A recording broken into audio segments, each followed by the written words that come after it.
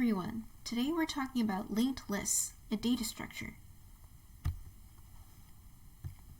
So, if you just got out of APCS or this is your first time learning about linked lists, you're probably wondering, what are data structures? Or here's your review.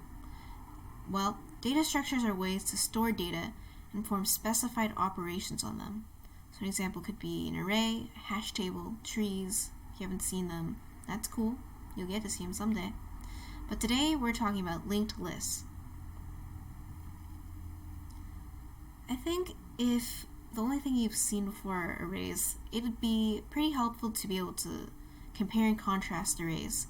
So I'm going to do a quick refresher on arrays to contrast.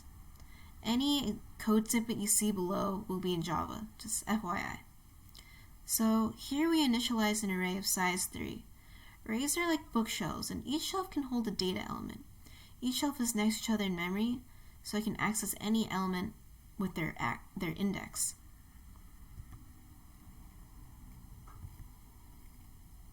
So here, I just added 2 more data elements by accessing their indices. But what if I wanted to add a 4th season, 4th element? I can't do that because I initialized this bookshelf to have only 3 shelves.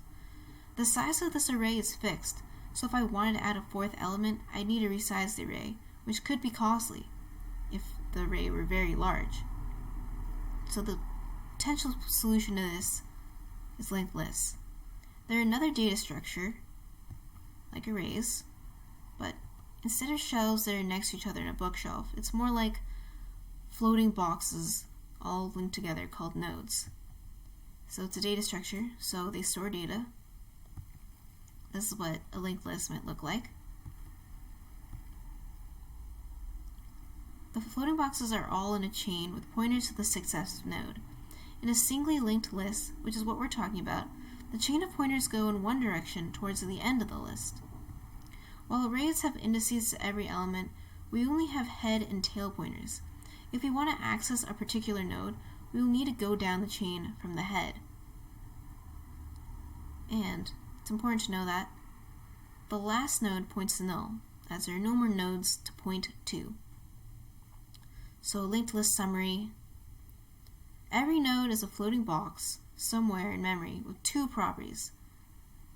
The linked list has a data element and a link to whatever it points to next, the node, the next node, or null. So let's go over an example of a linked list. Here's an example of initializing a linked list. I'm initializing a linked list of strings once again to hold my anime collection. Let's add our first season. Here's the first node and it points to null. In linked lists, a pointer called head gets set to the first element. A tail pointer is also set to season 1 because it is the first and last element in a single element linked list. Now, let's add season 2 to our chain of floating boxes. What .add does in a linked list is it first makes a new box that holds season 2, whose link is null, then it sets the link of whatever our tail node was pointing to. In our case, season 1 was our tail node, and points the link to our new node, season 2. Finally, we adjust our tail to our new node because it's now the last node in the chain.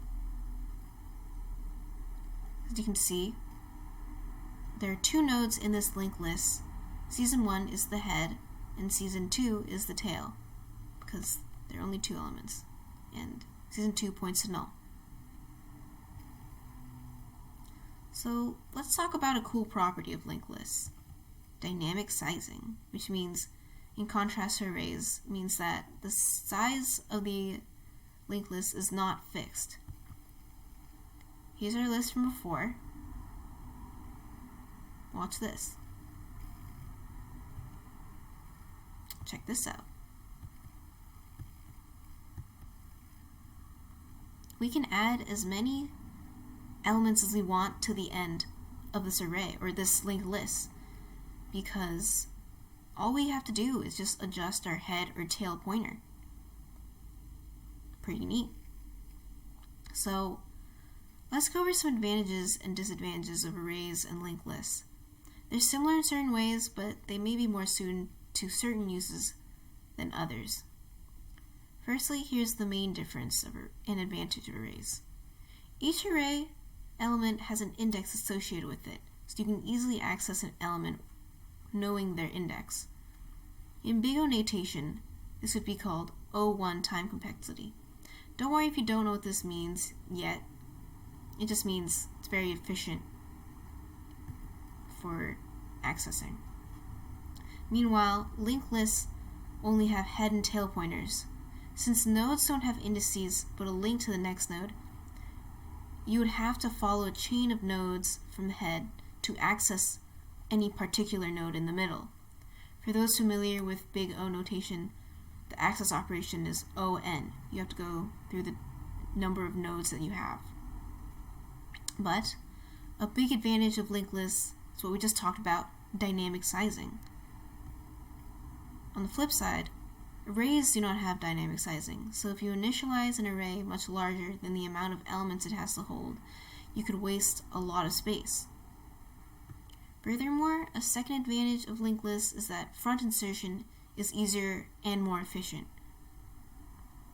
For arrays, inserting an element to the front requires shifting all the other elements down one index. So, if you had more elements, you'd have to shift more elements down when you insert. Let's talk about head insertion, just to see what that's like. So for head insertion, it doesn't require looking at every single node in the list as I mentioned above. It just needs you to adjust the pointer of the head. Here's how it'd be done if we explicitly had instance variables called head and tail in the class. I'm not going to show the full implementation, but I hope it still makes sense, or you can understand the logic of linked list head insertion. So say we initialize a linked list and set the head and tail pointers to this node who has some data in it and a link to node. This is a single element linked list. Now say I want to make a new node called Husky. Husky is a node of the dog node class whose data is Husky and whose link is null. But how do we connect these separate nodes? Since every node has a link attribute, we just set Husky's link to the head of our linked list.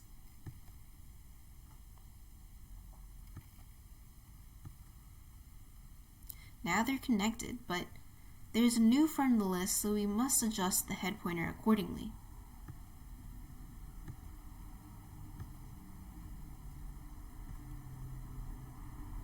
Now the head points to Husky.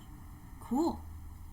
We've successfully inserted a new node into the front of our linked list. So in summary, insertion is a constant time operation. No matter how many elements you have in your linked list, it will take the same amount of time to insert into a linked list because all you have to do is switch the head pointer and change the link of this new node you're inserting. But with an array, it'll take O of n time, meaning that if you insert to the front of an array, you'd have to shift every element over, and with more elements you have to in your array, the more elements you need to shift. So overall, linked lists are more efficient for deletion insertion, but arrays are more efficient for accessing.